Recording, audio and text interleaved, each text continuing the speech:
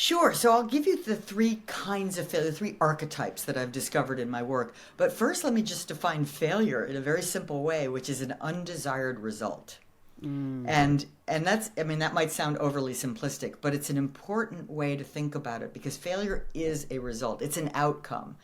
And oftentimes I hear, in regular life and in organizations, people absolutely conflate the words mistake and failure. They are not the same thing conceptually.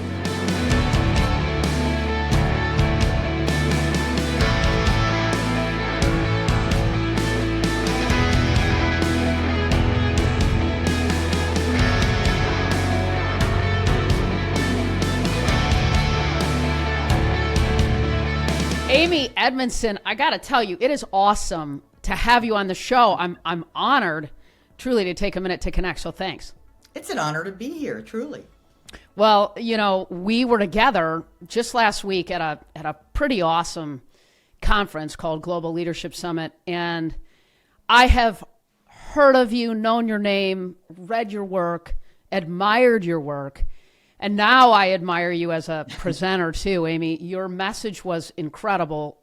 You are so bright and so smart and captivated the room of, what did we have, 90,000 or something all in. But I want to dig into all, your book, which I am grateful for. We shared briefly, I think there's a failure tolerance problem in the world, and you obviously break this down in a really significant way. As I shared with you when we connected, as a former student athlete, to me, failure is a wonderful thing. And yes. But you have broken it down with a remarkable amount of intellect, much more so than my bootstrap street cred over here. So tell me this, Amy. Let's start here. What's the big idea when we think about this book and your content? I think the big idea is that our human reaction to experience with failure is problematic, right? And part of the reason it's problematic, we have an instinctive aversion to failure. We don't like it. I think in the age of social media, that has become exacerbated. We care very much, and it can feel like life and death, that we look good, that we look successful in the eyes of others. And so the big idea is that the best way to reduce this pain is to have a better understanding of the different kinds of failure and to be equipped to do our best to prevent preventable failures. Right? I am not a fan of sloppy work or airline crashes or anything else that might occur to you in the category of failure. I am a fan of bold risks, right? But smart risks. So the big idea is, if we distinguish among the kinds of failure, take advantage of the best practices available to us for failure prevention in familiar territory, then we are better able to play to win, to take bold risks in our lives and in our work. How do you define failure? And you shared this from the stage, but you broke it down. And can you just briefly explain the kinds of failure in service of what you just shared? Sure. So I'll give you the three kinds of failure, three archetypes that I've discovered in my work. But first, let me just define failure in a very simple way, which is an undesired result. And that's, that might sound overly simplistic, but it's an important way to think about it because failure is a result. It's an outcome. And oftentimes I hear, in regular life and in organizations, people absolutely conflate the words mistake and failure. They are not the same thing conceptually. A mistake is an unintended deviation from a known practice or process, right? And it's an unintended is important there, right? If you deviate on purpose, that's something else. Sure. But a failure is, so you might make a mistake and that produces a failure, but a failure is not a process. It's an outcome. Now, there are three kinds of failure. Basic, complex, and intelligent. And I think you can tell by the label which one I'm a big fan of. So the basic failures have a single cause, usually human error. Right? They are, you text and drive, you get into a car accident. That's a basic failure. Don't do it. Right? It's utterly preventable, and when we're at our best, we can prevent most, if not all, basic failures. Complex failures are multi-causal. they're the undesired outcomes that happen when a handful of factors come together in just the wrong way. So often, little deviations from best practice that ordinarily wouldn't create harm come together, and suddenly you've got a global supply chain disruption in the midst of a pandemic, a complex failure. Right. And then the third kind are intelligent failures. These are the undesired results, still undesired. Most of us would prefer, everyone really would prefer to succeed than fail.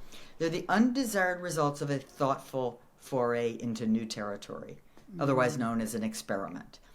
And thoughtful really means that that experiment is not dangerous.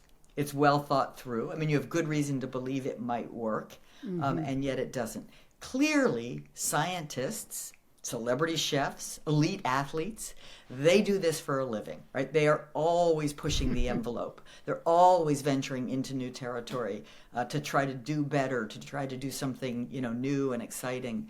And that's great, right? I call the people who are really successful in life elite failure practitioners, because they're the ones who have they've learned to fail, right? I interviewed Summer Sanders recently, who's got a gold medal in swimming from the Olympics, and and just listening to her talk about failure, like failure was how you learn. Failure was the fuel that got you up on the stand, ready to give it your all in the actual meet. Right? In the actual competition.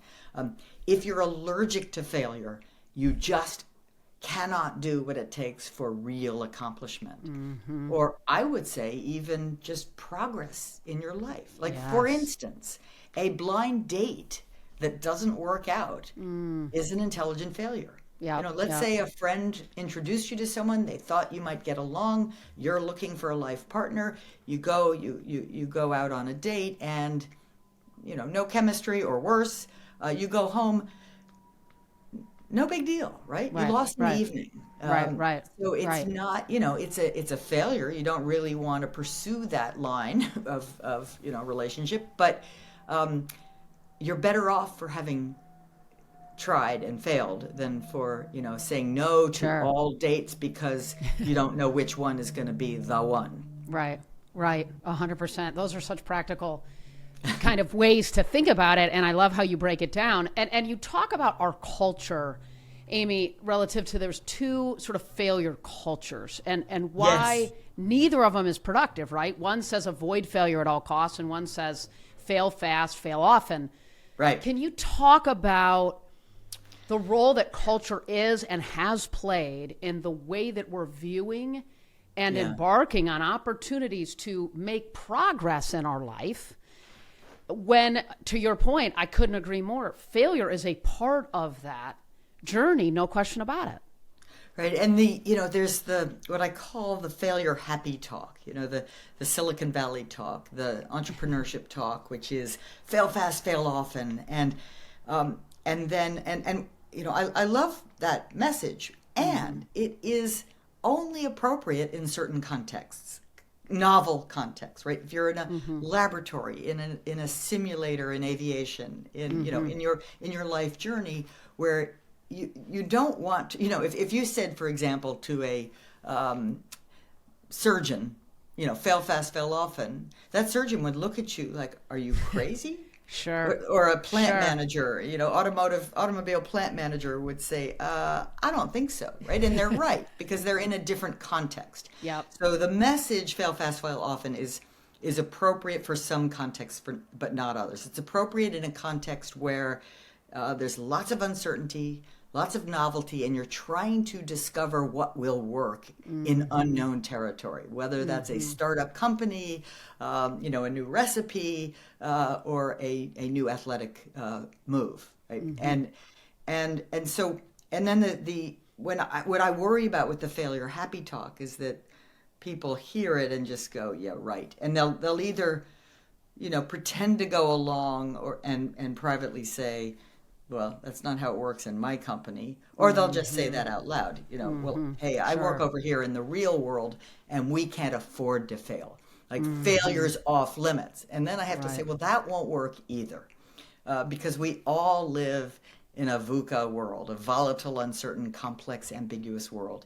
And in that kind of world, there will be failures, like it or not. Yeah. And so when you issue a sort of dictum that failure is off limits, you run the risk not of perfection, you run the risk of either people not taking any risks at all where they won't innovate and grow and learn, or where they'll be things will go wrong, but you won't hear about them. There will be a lack of truthfulness about what's really happening. And so the idea is both of these cultures have merit and both are missing something. And by and large, they're missing both context and an appreciation of context and why that matters, and the human element, right? The human element of knowing that, if I believe failure is really not an option around here and I happen to experience one, the last thing I'm going to do is tell anybody about it. Right. Sure. And that's a problem. Sure. 100%.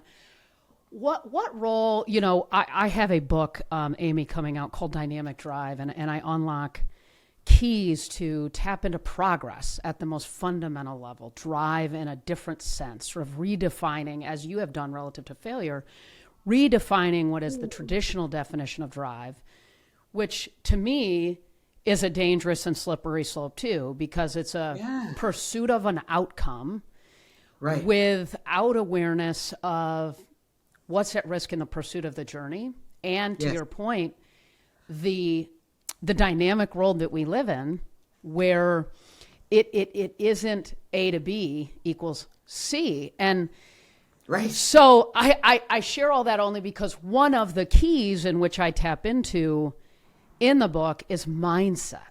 And I'm curious the role that you feel mindset plays in failure, our approach to it, and potentially even as leaders, as teams, and how do we unlearn things that potentially happened or were framed for us as children around failure and shift our mindset so that we can allow failure to serve us? Well, that's a lot, and I have to say at this moment I'm thinking, ooh, I want to know more about this drive thing, because I'm hearing, I'm absolutely aware of that phenomenon where drive, and it's touted as such a good thing, can lead people to do everything from put the blinders on and miss where they should be pivoting rather than driving, and also sometimes cut corners they shouldn't cut. Right? There's that risk.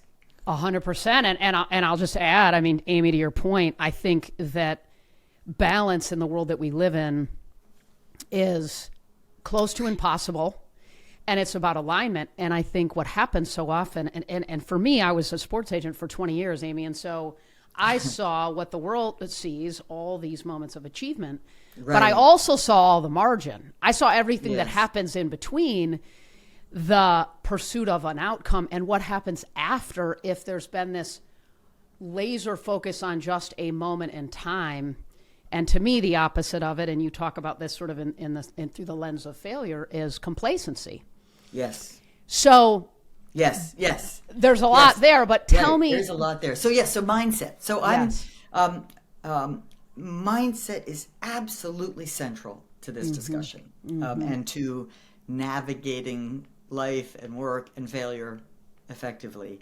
And of course, I'm a big fan of Carol Dweck's work on growth mindset versus fixed mindset. With the basic idea being, if you believe, and it's not usually conscious or explicit, it's just sort of how you think underneath what you're really thinking about. If you believe your abilities are fixed, right? You were born smart or athletic or musical, then you will be at risk for not wanting to try hard things, right? Because it would demonstrate that, in fact, you're not as smart as you want to be thought of, or you're not as accomplished, not as athletic, what have you. So it leads people. The fixed mindset leads to risk aversion, which is one of the things I'm trying to help people overcome in the book, is this sort of our natural risk aversion. I want you to take smart risks, not dangerous risks. Sure. And a growth mindset is one where you believe or have just an understanding that you get better, more capable with effort, with learning. Yeah. If you, I mean, it's so obvious athletics, really, that if you work out more, you'll get in better shape. I think everybody Sure. understands that, although still people will have this idea that, well, some people are, athletic, some people aren't athletic, rather than, no, we can all work at being more athletic in the things that we enjoy doing. And in terms of sort of cognitive work, if you understand that your brain is a muscle that Yep. gets stronger with use, with stretching, with trying Sure. hard things, then you'll be more willing to try hard things. And if you are trying hard things, you will be encountering the risk of the occasional undesired result, failure. And so, I would go so far as to say, without a growth mindset or something akin to a growth mindset, it's very hard for us to navigate uncertainty and the failure landscape effectively. But you asked, how do you sort of unlearn or alter these? Because mindset It's huge. is taken for granted. I mean, Totally. the whole idea of mindset is not, oh, here's some saying on the wall, and I'll just take Totally. it down and replace it with another saying on the wall. It's kind of it's unconscious programming Yep. that shapes how I think and how I act. And so, I don't have a magic wand, to fix mindset. I think the only way is to practice, right? It's to Yeah. practice paying Shifting. attention to and then shifting your self-talk.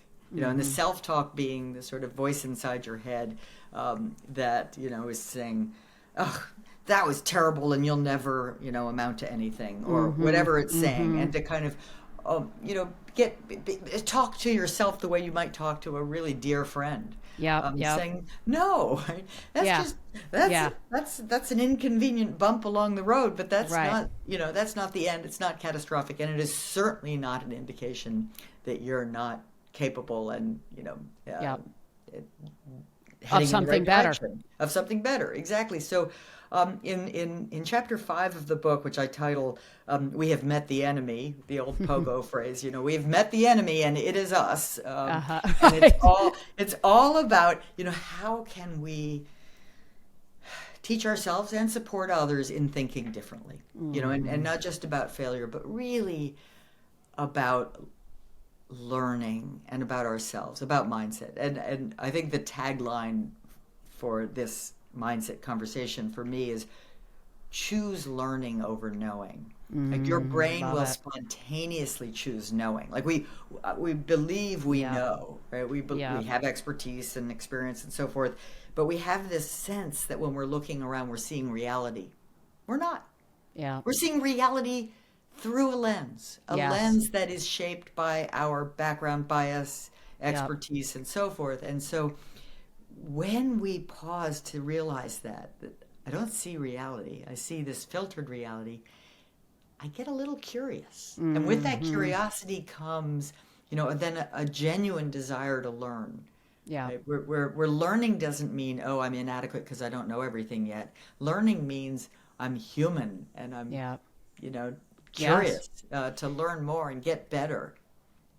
Yeah, curiosity is another key I talk about in Dynamic Drive, and curiosity to me is such a linchpin to progress. It's such a linchpin to growth that I yeah. think it creates chances. I always say curiosity creates chances. And it's interesting to your point about mindset, Amy, because, as an athlete, and what I saw with players is it's almost we and I teach this TMR, I call it a TMR, which is a total mindset reset, which is at some level, how do I recognize, to your point, reframe, and then reinforce? Wow. That's exactly it. Well, I mean, that's the same formula. So Right. I call it very simple. Yours is better. Stop, challenge, choose. Where stop is just Oh, pause, cool. Yep. pause, breathe, Yep. recognize something's happening here. And when you look at what you're really thinking and realize how out of whack that is from Yes. something helpful, right? Yes. To your growth and progress. And then you get to choose a kind of better yeah. frame. What role does, Amy, I think about what, and you would know this, right? Don't we have like something like 70,000 automatic thoughts a day? Ooh, I don't know, but that I wouldn't be surprised. I mean, I know we're having a lot of automatic Right. pilots, and I And know that an awful lot of them aren't all that helpful. right. And so to your point, how do we, because I think, what role does discipline play in recognizing these moments where the story that we're telling ourselves isn't taking us where we want to go? And we have to have the discipline when we recognize Yes. it to reframe it and then talk to ourselves like a great coach would. What role does that play in all of Oh, this? it plays a huge role. And discipline, I love the word discipline. Yeah, Discipline me is one of too. those words, though, that instantly triggers for many kind of, oh, is that a synonym for punishment? I got disciplined at school in Right. third grade for Right. reading under the table. No, like discipline is that willingness to be rigorous and thoughtful and maybe even Yes. mindful, in what you're doing. A discipline, you learn a discipline. My field of organizational behavior is called a discipline, or biology is a discipline. But I think discipline can and should be connected with learning and growth, because the only way to really understand and appreciate something is if you engage with it in a disciplined way, which really means a kind of thoughtful and rigorous way. Like pay attention to what's happening, what isn't happening, and think about it carefully, not casually. Yeah. That's discipline, and I think discipline can be a joyful thing to embrace. Yes. It's But we have freedom. to make sure we don't. Yeah, it's freedom within. It's like freedom within a framework. It's discipline allows us to make progress without so much wasted energy. That's such a cool way to say it. So when we think about your work through the lens of leaders and teams, through the lens of culture, Amy, how can organizations integrate the lessons from failures into their strategic planning as an organization, as a team? Well, my number one answer is systematically. Like, do it, discipline, do it in a Yeah. disciplined way, and then we have to get a little more nuanced, because if you ask the question, how can organizations integrate lessons from failure into their strategic plan, the next question is, well, what kinds of failure? So it will depend on what we're talking Yes. about. Okay. For instance, a large category of learning from failures such that they inform your strategy is what happens in research and development. What is the innovation department doing? All organizations to a certain degree have some people, some groups who are responsible for sort of coming up with the new things, some groups who are responsible for executing today's value proposition for today's customers, and it makes a difference, right? If we have failures, if we have failure in the delivery of current value for current customers, products or services, those will happen. It's okay, nothing Right. shameful about it. But we need to quickly learn why they happened so that we can make sure that kind of failure never happens again. We need to make it up to the customer who maybe had a bad experience, and so that's and we need to use that knowledge immediately to reinforce excellence in the present.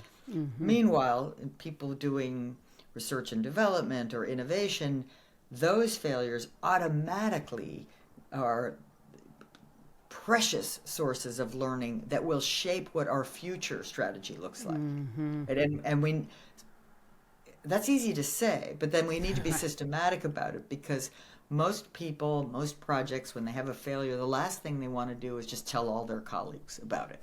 But they must, because Sure. if they won't, then the company's at risk for having the same failure a second time. And an intelligent failure the second time is no longer intelligent, right? It's Right. no longer new territory. So Sure. the set of practices that you have in science or innovation to ensure that we use our failures for the valuable investments that they are to shape our future thinking is really, really important, and slightly different from how do we use our failures in familiar territory. But having systematic processes, right? Having teams that are explicitly asked to get together and reflect on what happened and do do that kind of scientific work of figuring out the causes of the failure and designing next steps and the ways, what does this failure teach us about what we should do next? That is always, that's at the small, that should be a question that all of us are asking every single day. What does this undesired result teach me about what to do differently tomorrow? But then at the large, if I'm a company trying to develop a strategy for the next 5 years, I'm thinking about more broadly, like what's been really working well, what's been landing with our customers, what hasn't been landing, and I'm making strategic decisions based on a larger set of data. And so what role do leaders play in creating and modeling at some level intelligent failures beyond, Amy, the obvious of just do it and talk about it? Or is it that simple? Do it and talk about it. Yeah, in a way it is that simple. I'm going to give you 3 M's, right? So modeling, messaging, and mentoring. And modeling is indeed how you show up. I mean, you show up as a fallible human being, right? A passionate person who cares deeply about the purpose of the organization, who's all in, and who is humble enough to know they don't have all the answers, because nobody does, right? So they show up humble, they show up curious, they show up passionate. They model learning, right? They model learning behavior. When they make a mistake, they say so, because that just makes it so much easier. People really do emulate the behavior of leaders. So you want to think very carefully and deeply about how you show up, because that's how others are going to show up. So if you want others to admit failures and quickly speak up when they don't know how to do something, you better be doing it. Right? So modeling, right? Yep. And then messaging is the kind of what we're doing here, sort of the explicit messages that you articulate for the organization, what the organization values, what you care about, that we anticipate and benefit from intelligent failures, that we must take bold risks. We also must prioritize safety and physical safety and moral action at all times, right?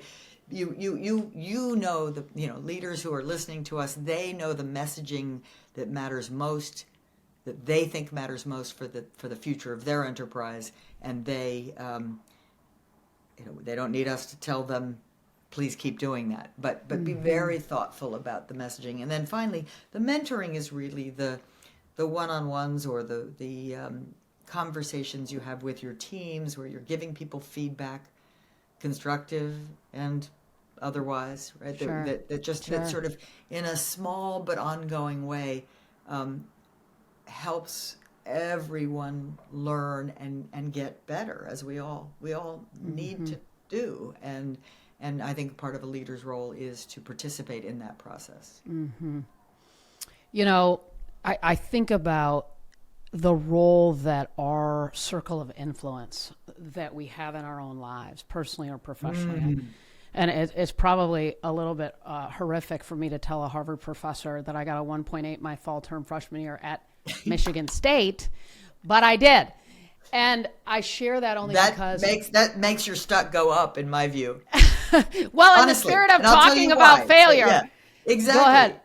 Well, I'm a little bit, I don't want to hear this story, but I'm a little bit suspicious, honestly, and I don't mean to be mean, but of the 4.0s. I mean, to me, that is a little risky sign. Oh, interesting. Because there's someone who hasn't taken risks, who hasn't, maybe is taking more of the safe courses, or maybe isn't willing to drop what you're doing when a friend is in need. I don't know, but it just doesn't seem to me like life should be a 4.0 today. Yeah, that's so. No, well. Hey, girl, I cleared that pretty quickly, but I share that only because I was rushing a sorority. I was playing great tennis. I'd made a team that I was a walk-on essentially at Michigan State, but my grades come in to my house. This is 90, 90, and so they're mailed to the parents' house, right? So I get there, my mom opens it up. It's a 1.8. I'm totally horrified. I'm almost ineligible. I'm not going. I mean, all these just things. But all she did in that moment, Amy, was look at me, and my mom and I are very close still, and my parents, dad, all of it. And my mom and dad were both there, but I remember so distinctly because all she did is look at me and say, Molly, you can do better. She said, you can be great. Yeah. Right. And Lovely. there's so many different ways to handle a moment like that as a parent. So true. And I look back at that, and what at some level I think she did, probably even without realizing it, is acknowledged that there was an opportunity for me to make progress. Didn't over-index on the mistake, and told me that, I could do better. She did follow it up, though, Amy, by the way, with something's got to give. What's it going to be? The partying, the sorority, or the tennis? And I said, the partying's going to go. Right. That's helpful, though. But what role do the people around us play in our comfort? Right, I would think. Tell me about that, and how can we better foster an environment that supports our progress, which includes failures? First of all, I want to commend your mother because according to a formula I have that's part of building psychological safety, right, for candor and honesty and risk-taking, her response was really pitch perfect. And here's why. She resisted the impulse, which I think is very real, especially for parents and bosses, to say, what the hell? Or how did this happen? Or, what do you think? And what she did was, whether spontaneously or thoughtfully, was forward-looking. Mm-hmm. And that's that is an absolutely vital part of the formula. Mm-hmm. Our instinct is to kind of look backwards and say, what did you do? How did this happen? What, and instead, I mean, those are important questions, right? But your first response must be, I think, forward-looking, like looking forward. I believe in you, right? Yeah. You can do better. Yeah. The fact, right? But it's forward-looking. And then she continued her forward-looking advice by saying, what's going to give? And she asked you. She didn't say, let's drop tennis or let's drop, So she asked you. So it was forward-looking and enabling and empowering. It was up to you to look forward and figure out, make choices, right? Make choices that will work better for you. Right. So I think for parents, I think for friends, I think for managers, taking a little bit of that wisdom that your mother showed that day will go a very long way. So to go more broadly, what should we do to create those conditions where people can take, thoughtful risks into new territory in their lives and work it's really a matter of, I think, calling attention to novelty, possibility, the possibility, the novelty, the purpose that lies ahead for you is worth caring about, giving you kind of permission or an invitation to explore, to strive, and then making sure that your responses to what happens are appreciative and forward-looking, or empowering and forward-looking. I love your work, Amy, so much because, to me, as I said on the onset, I am concerned. I am my husband and I for 25 years of marriage, and we have 3 daughters, and I'm thankful that they've seen us and me fail. They've seen this. They were athletes. They saw it. They experienced it. But I worry a lot about kids today relative to the fact that it appears to me, and I'm certainly not, oblivious to this as a mother myself, but that we catch our kids before they fall. And I grew up in a home where it was like, I had 2 older brothers that absolutely pounded me constantly. And if I jumped into the middle of the wrestling match and came out bleeding and crying, my dad was like, dude, you jumped in, so deal with it. What were you thinking? Whereas but our world's different now. And, it's true.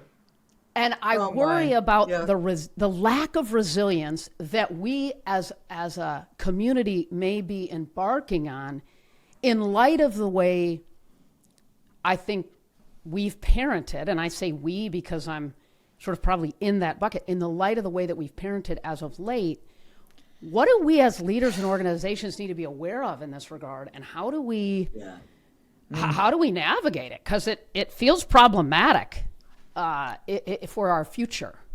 100%. I mean, and on the so there's really two questions or two issues here. One is, how do we not harm our children by overprotecting them, right, from discomfort, from failure, from tripping and falling, but still keep them safe, right? If you have a little kid, you don't you intervene if they're about to run out into traffic after a lost ball, right? You don't you don't let that happen. That would have been a basic failure, right? But that would be a basic failure, spot on, right? But you do not get in the middle of two little kids trying to work out a toy sharing situation, right? You let them wrestle with it and figure out how that works, and you don't snowplow the path ahead of them so that they never have to learn how much hard work it is to shovel, and then are unaware that that you did that. So first, right, parents and I think managers, but I think it's less of a risk for managers, must learn to let their children grow and experience challenges in a real, authentic way. Right? That if you deprive them of that, you will be depriving them of growth and learning and capability development. Right? So you have to just kind of grin and bear it.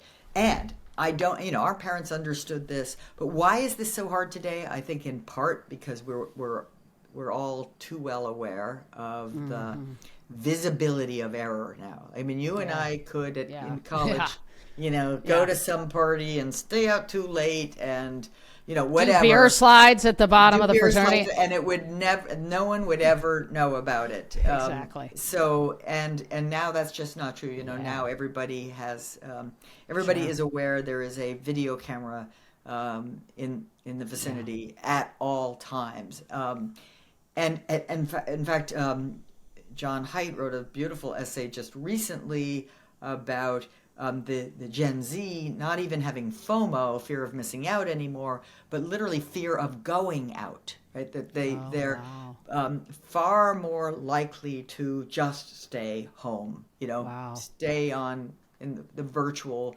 reality of life rather than life. And that is, potentially deeply problematic for our future, in our society. We both grow and learn and benefit and feel meaning from relationships and real relationships. So there's this, yes, 100% on the risk and that kind of fragility as opposed to resilience that it creates when people are overly sheltered from or protected from disappointments of any kind that will not serve them well and don't serve society well either. And then there's what do we do about it? And and I think part of it is part what you and I are doing right now is having serious conversations about the risks, and then also thinking deeply about how you can design experiences so that the results aren't catastrophic. So when I talk about intelligent failure, I say there's 4 criteria. It takes place in new territory, in pursuit of a goal. You're not just messing about, right? There was something you were hoping to achieve or trying to achieve, trying some progress you're trying to make in your life. And 3, you've thought about it, right? It's not just random careless action. It's disciplined, thoughtful action. And number 4, it's no bigger than necessary or no bigger than you can tolerate, right? That you are, you're not doing something that will go viral and live forever in a way that you just can't recover from. So I think those criteria can be used to design experiences going forward. I mean, you can help people say, no, we really do want you to take risks. But Molly, don't try to go get into the NBA right now because it's probably not going to work. Right, Right. exactly, exactly. Right. There should be some, Yeah. we're gonna do new things, stretch things Yeah. that are thoughtful, right? Yeah. That are driven by a kind of coherent sense of, yeah, that might not work out, but it's really worth trying. I love it. So, Amy, for people who are listening, be it individual contributors in an organization, Yep. community leaders, pastors, individuals, where do they, if they're like, man, this is really interesting, right? Like, I probably could take some more at bats in my life, Yes. and go for it a little bit more. Where can they start? Where would you tell them to start particularly if they're a little bit risk averse and have tended to try to avoid these moments?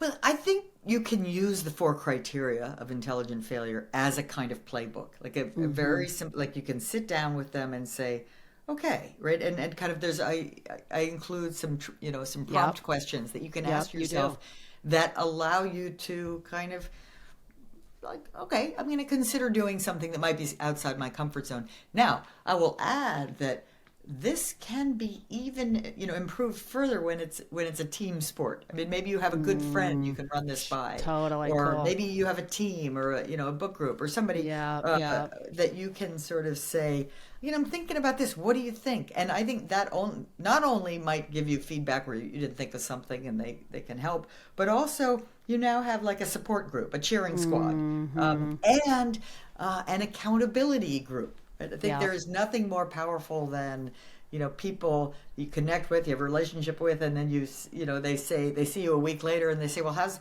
it going? Like how's your new hobby going, or how's that that you're trying to do something new at work? How's it going? And you feel a little awkward saying, oh, well, I didn't really get around to it this week. So Right. So I think accountability structures are really powerful. And by the way, like discipline, accountability is another one of those words that people think of as almost like a punishment, when really what it is a profound sense of ownership, right? Of how do I say it? Like that it's on me, right? I am powerful enough to follow through on this. There won't be someone else, and by the way, it can help to have someone else help you be accountable, but that true sense that I will do everything in my power to make progress on this, and I will accept the setbacks because that's part of this journey. Amy, I really am honored to connect with you. It was a treat to get to spend time with you in person at GLS. Thank you for the work that you do. How can people stay inside of your brilliant mind and work? Well, that's very kind. And honestly, this has been such a privilege and a treat for me as well. You can go to amycedmondson.com, where I try to update with sort of new articles that I've written. But I think a good place to start is Right Kind of Wrong. The book is full of stories from companies and from personal lives, my own and mostly others, to say we can have lives that are full of adventure, occasional setbacks, but ultimately, I think, joy and fulfillment if we overcome some of our aversion to failure. Yeah. Awesome. Amy, thank you so much for coming on. Thanks for having me.